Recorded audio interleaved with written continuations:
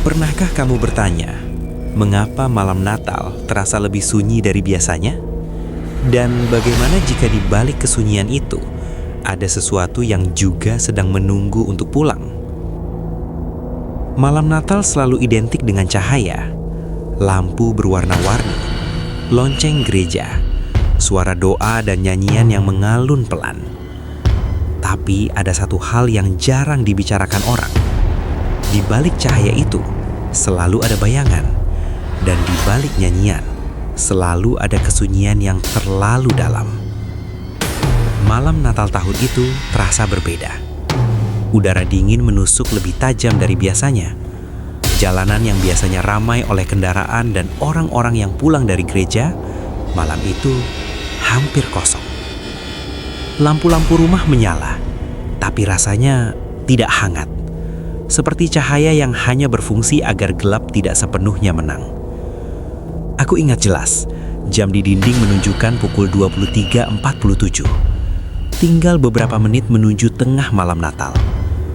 Entah kenapa, perasaanku tidak tenang. Ada dorongan aneh untuk terus melihat keluar jendela, padahal tidak ada apa-apa di sana. Hanya jalan kecil, beberapa pohon tua, dan tiang lampu yang berkedip pelan. Lalu, lonceng gereja berdentang. 1 kali, 2 kali, 3 kali. Biasanya suara itu terasa menenangkan.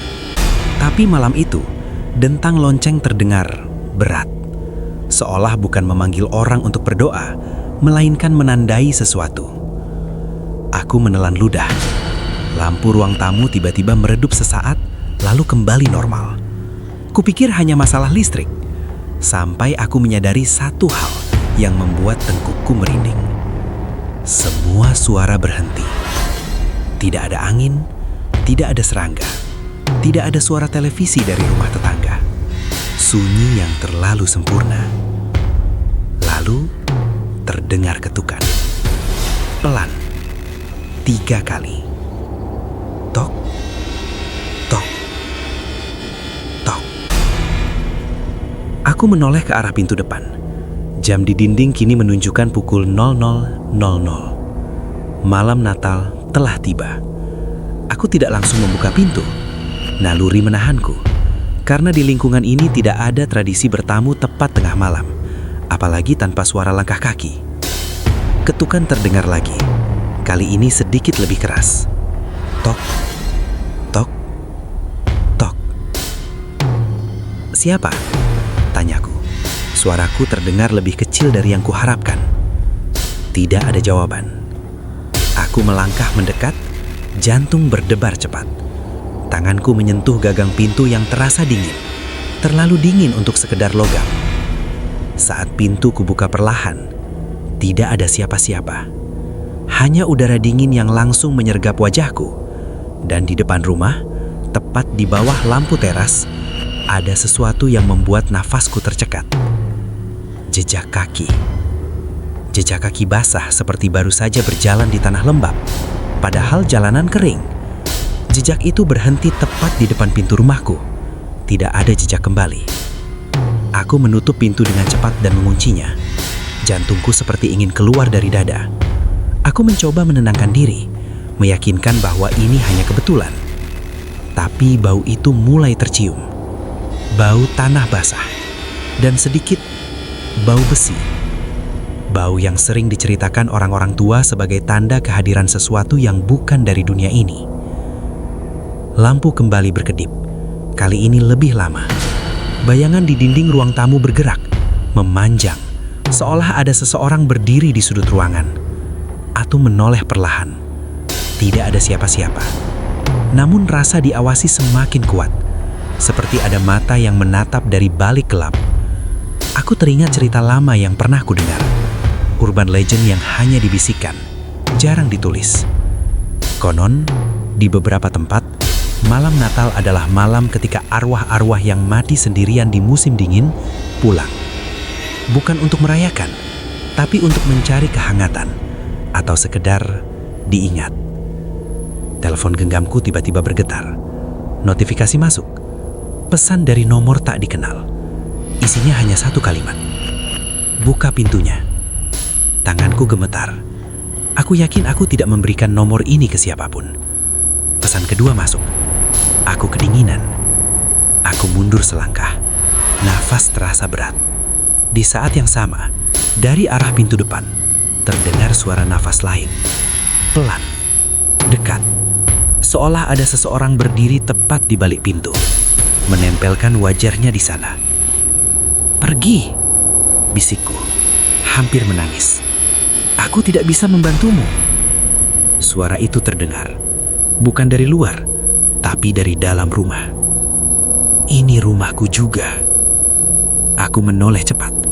Bayangan di dinding kini jelas membentuk sosok manusia. Terlalu tinggi, terlalu kurus. Kepalanya sedikit miring, seolah lehernya pernah patah. Lampu padam. Gelap total. Dalam kegelapan, aku mendengar suara langkah. Pelan, menyeret. Suara itu berhenti tepat di belakangku. Aku bisa merasakan udara dingin di tengkukku. Lalu sebuah bisikan yang membuat darahku serasa membeku. Malam Natal selalu membuka pintu. Aku menutup mata, berdoa sekuat yang bisaku. Entah doa apa yang keluar dari mulutku, aku tidak tahu.